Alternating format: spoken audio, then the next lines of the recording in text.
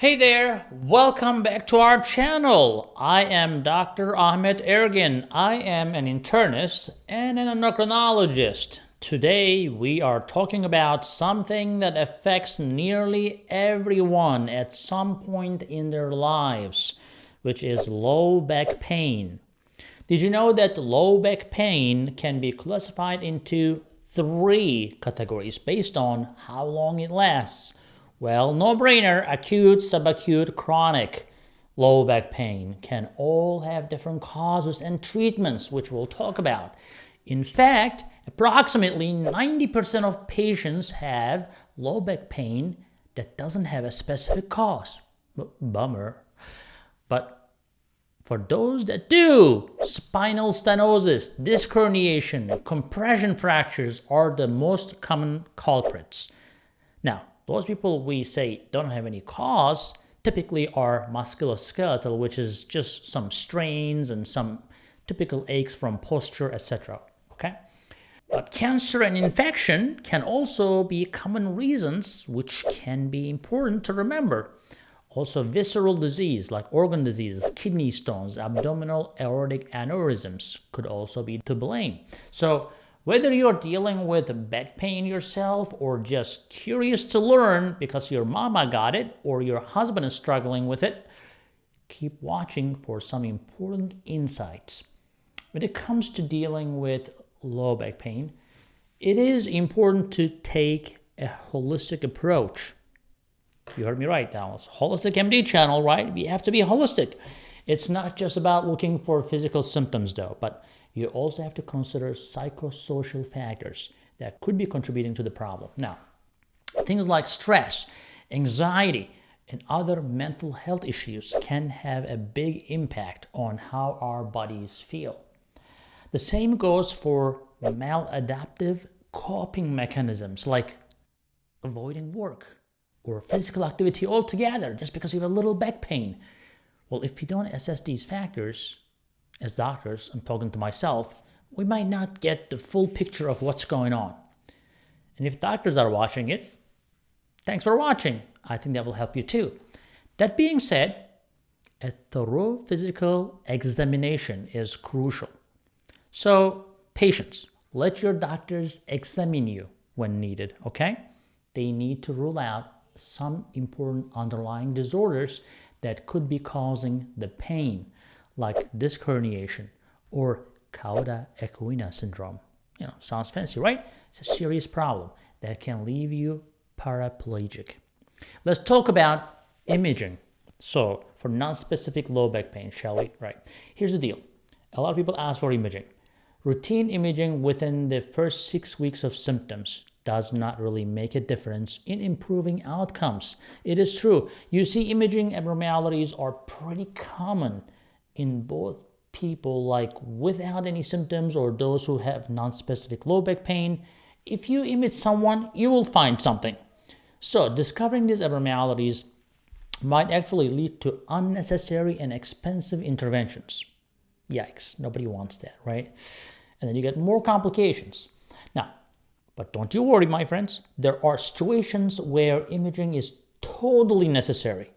You got to go for it if you suspect severe or progressive neurological issues like weakness, numbness, things like that going on in your legs or arms, etc. that is painful.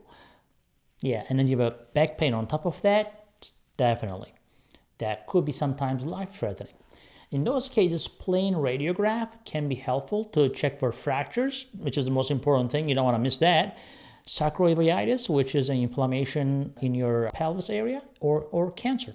So if this suspicion is still strong, an MRI also should be your go-to choice, and you can discuss that with your doctor. You're not going to order an MRI for yourself, but that's how it is. Now, listen up. If you've been dealing with that back pain for more than 6 weeks without any red flags, or if your symptoms persist, when I say red flags, they are the neurological symptoms, right? Or if your symptoms persist or worsen despite trying conservative treatments, or if you experience any neurological symptoms, like we discussed, the painful sensations or numbness or tingling or problem with urination, etc. Or you may be incontinent, you cannot hold your urine or stool, then you need to talk to your doctor immediately. Treatment. Let's talk about that. When it comes to treating low back pain, education is super important. You need to know what to expect.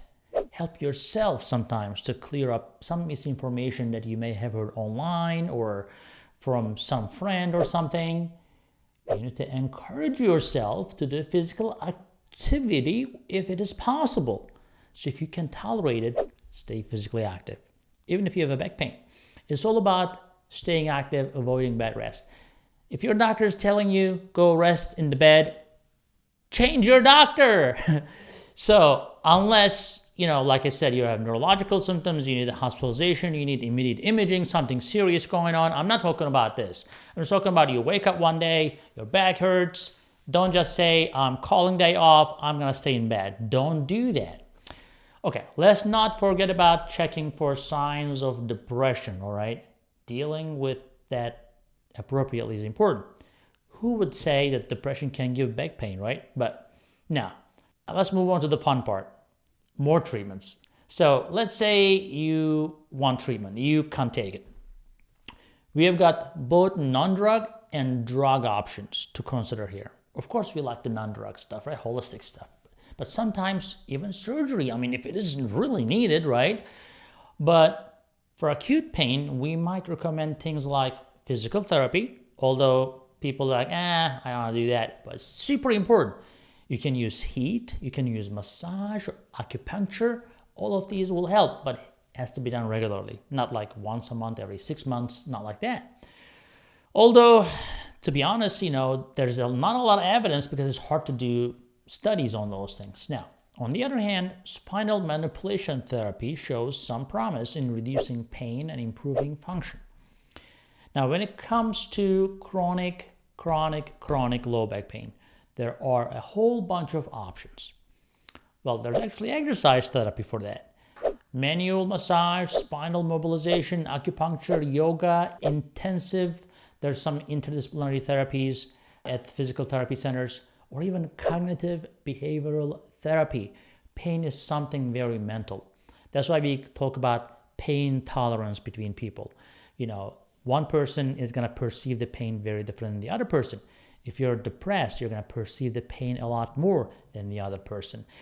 You're in a rush, adrenaline rush, you're doing some sports, you may be cut, you may break a bone, you may not even realize because you're in a mental state of like something totally different, you may not even feel the pain. That happens a lot to soldiers. So that's why cognitive behavioral therapy, discovering what is exaggerating the pain, is very important. Now, I would say combining different approaches seems to work better in the long run. So when it comes to low back pain, don't expect miracles. Just try things out, stay consistent, and you'll be good. Now let's talk about imaging a little more. We don't always rush into that, like I said, unless we see some red flags or pain has been going on for more than 6 weeks with no improvement whatsoever.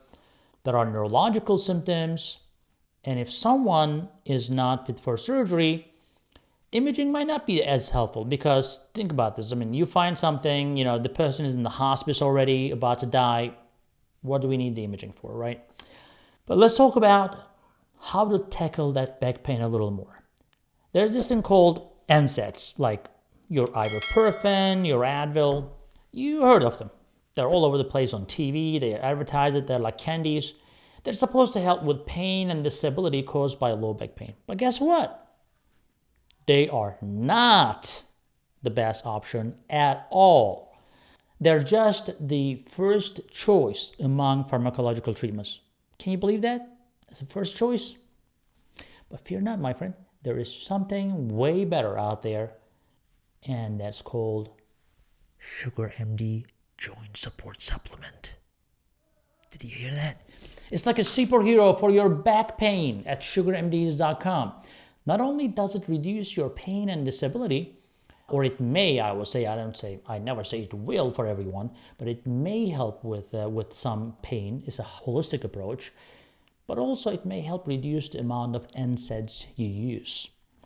Now, I would say goodbye to popping pills and say hello to some natural goodness. Now, if you're dealing with chronic low back pain on a daily basis, the story is pretty much the same. So regardless you have the pain for 2 days or 10 weeks, they're still going to give you the same shit. Sorry, my language here. But we talked about that, right? There are other alternatives to explore. Like, for example, there are some non-benzodiazepine muscle relaxants, which are, if you know benzodiazepines, they are like very depending-forming medications. And there's a medication called duloxetine. Again, I'm not a big medication guy, but sometimes these medications as a last resort may help. And duloxetine is one of them, or Cymbalta. Some of you will know with that name. If you are feeling a bit adventurous, you can actually even try some non-inhaled cannabinoids, although I cannot promise you the long-term efficacy on this one. Here's some juicy gossip for you too. Opioids aren't all that cracked up to be. In fact, in 2018 study showed that non-opioid medications were just as effective, if not better, in improving pain-related function for chronic back pain. Plus, they come with fewer side effects. So, don't take opioids if you can. You know what they say. A picture is worth 1,000 words. Well, in this case, an image might just be worth some answers. I mean, imaging. So if your pain sticks around for more than 6 weeks, despite trying other treatments, is that clear? And if you start experiencing neurological symptoms, it might be time to consider some imaging. So if you're putting that doctor off and your pain is sticking around 6 weeks, you start getting pain, numbness in your extremities, see that doctor, get your imaging. But they will be able to examine you, they'll get the imaging done, and hopefully nothing serious, but you don't want to miss something serious. I would finally suggest that if you can stay away from NSAIDs and explore some alternatives, that will be your best bet. If you're looking for a sidekick on this journey, SugarMD joint support supplement that you can get at sugarmds.com will hopefully help you. Not a replacement to your medical management, but it's a good holistic approach. So, what about some surgical treatment? Well, most patients with low back pain don't need to go under the knife, thankfully, unless it's a serious case of like cord compression or that fancy sounding cauda equina syndrome, right? Some people with tumors get that. We might consider surgery for those with messed up nerves, a worsening spinal stenosis situation, or some stubborn chronic pain that is in the back, actually sometimes fixed by scalpels. Procedures like discectomy for herniated discs or the compressive laminectomy for spinal stenosis, they're on the menu. Your doctor, your orthopedician will decide on that.